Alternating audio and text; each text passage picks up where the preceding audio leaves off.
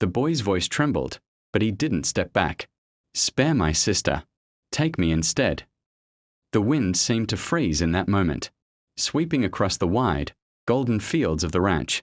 Dust hung in the air, and even the horses nearby stood still, as if they understood something serious had just happened.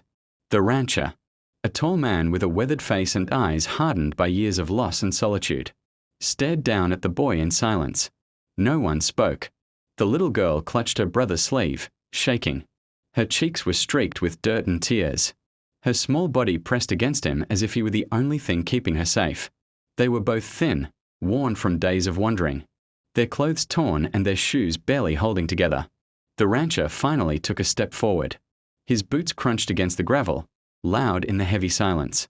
"You don't even know what you're offering." "Boy," he said, his voice rough like gravel.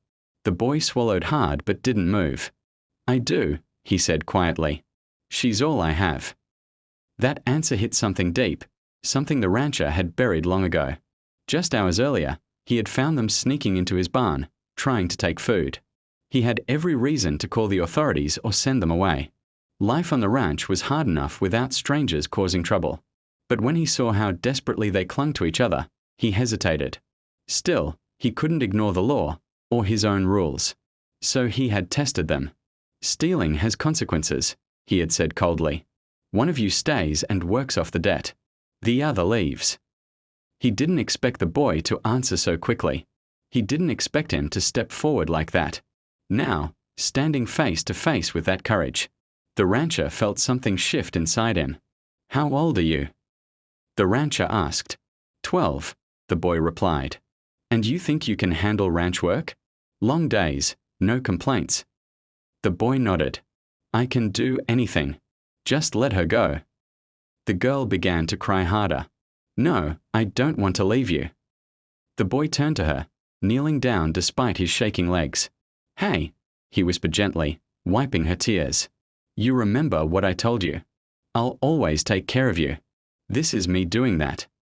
But listen," he said softly. "You're strong. Stronger than you think." The rancher looked away, his jaw tightening.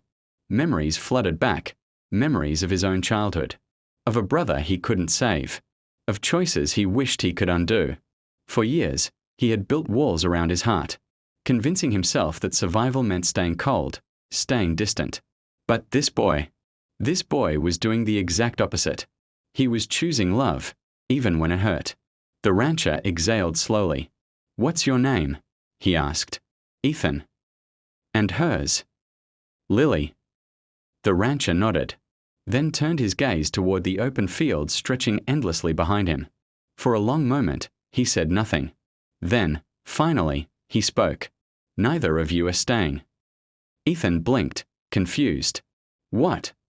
I said, "N."